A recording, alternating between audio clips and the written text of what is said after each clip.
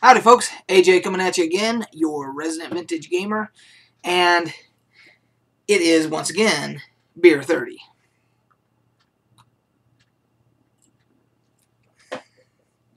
Today's selection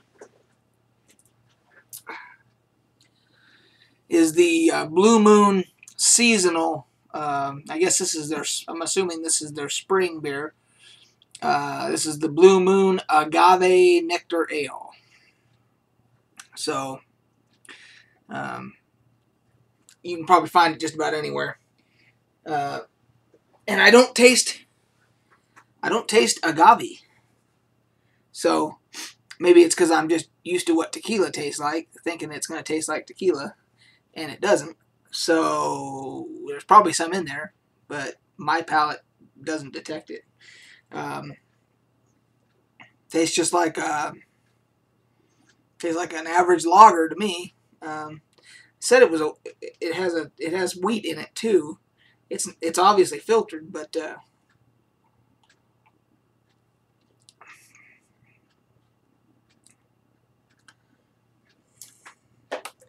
tastes kind of like there was a beer in California.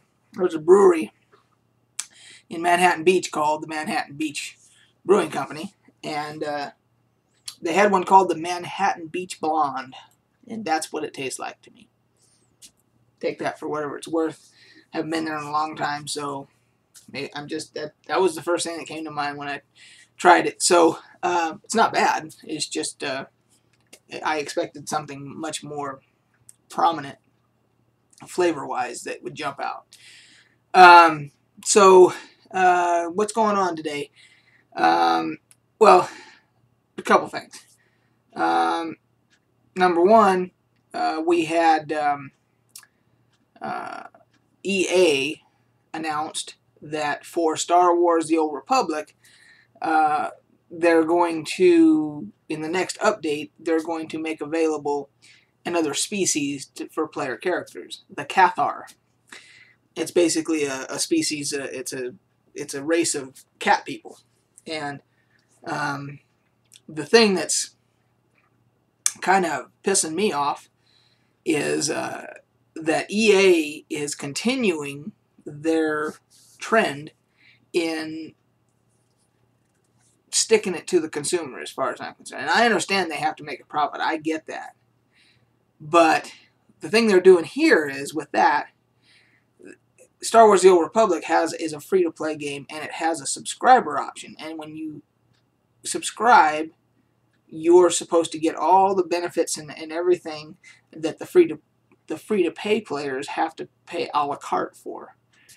Until now, with this SWTOR race species, even the subscribers are going to have to pay for it. And yes, for being a subscriber, you get a certain amount of currency for their cash shop every month. You get 500 what they call cartel coins, and it's 600 for the SWTOR. But the bottom line is you're paying $14.95 a month too. And as a matter of fact, I'm paying, for some reason they're charging me $16, and I haven't quite got to the bottom of that yet. It could be that wherever their billing center is in a state now where they're charging sales tax for online purchases. So I could see where that could round it up to $16. But it doesn't say that on the bill. So I haven't quite got into that yet. But regardless, it's just one of those things where, what's the incentive if they're going to start doing that more often? What's going to be the incentive to keep paying the $14.95 or $16 a month that you're paying if you're going to have to turn around and buy coins, or whatever to make these online purchases, or wait for a certain number of months to get your allowance, and then it's just, as a subscriber, you should get all the perks and everything else that the non-subscribers have to pay for. That's the difference between a free-to-play model and a subscriber model. But maybe they're going to do away with the subscription model. Maybe they're going to do away with subscriptions altogether and go just like Neverwinter, which is getting ready to launch. They launched their open beta, which is actually basically a head start to the game for the people that paid for founder packs and everything, because they're not charging anything for a client. You don't have to pay anything for the game at all, and you don't have to pay any there is no subscription fee. There isn't even a subscription model. So they're going to make they're planning to make all their money through their cash shop. And maybe that's what EA is going to do with Star Wars The Old Republic.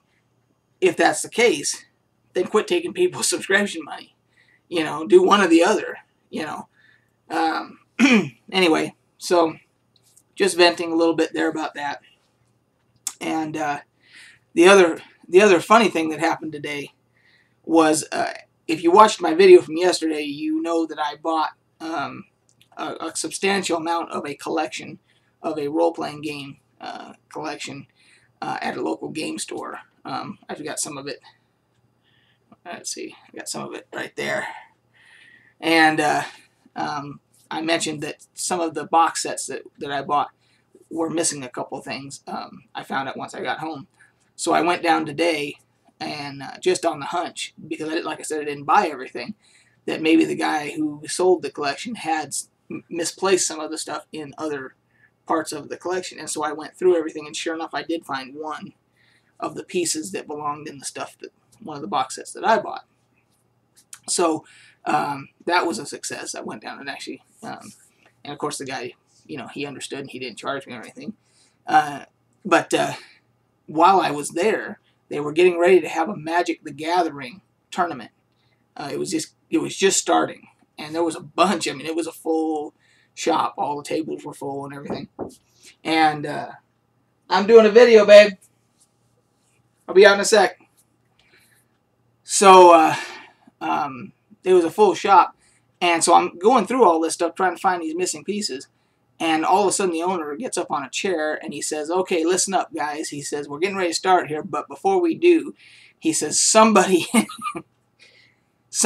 here is not wearing deodorant. I swear to God.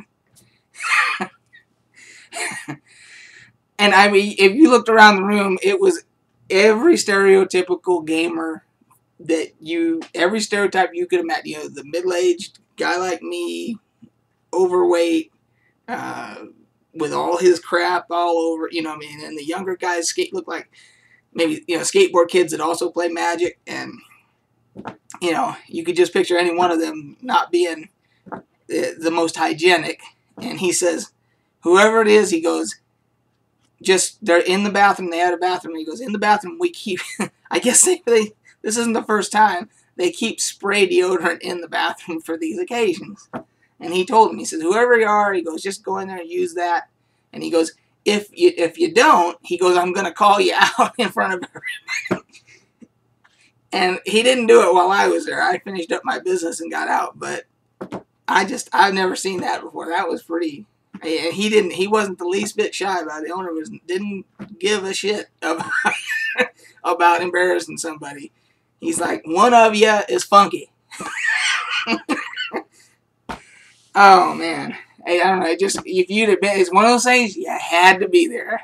If I'd have been there with a buddy of mine, it probably would have been a hell of a lot funnier. I mean, it was funny while I was there, but as I was driving home is when it really hit me. I started laughing.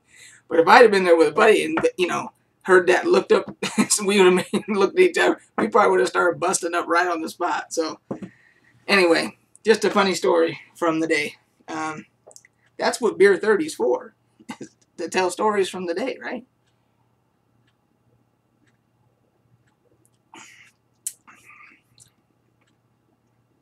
Still no agave. Nothing. So, anyway, not saying it's a bad beer, just not what I was expecting. So, anyway, that'll do it for this edition of Beer 30. I plan to do another video today, later this evening. We lost, and when I say we, I know a lot of you don't know who he is. When I say we, I mean people of my age that do know who he is. We lost a guy named George Jones yesterday. Country singer, probably one of the greatest country singers of all time. And I have a couple of funny stories about George Jones and my Army days. Let's just say with my Army days.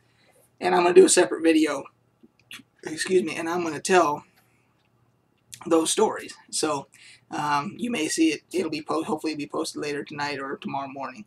But you might enjoy that video. So until the next time, we will catch you guys on the flip side.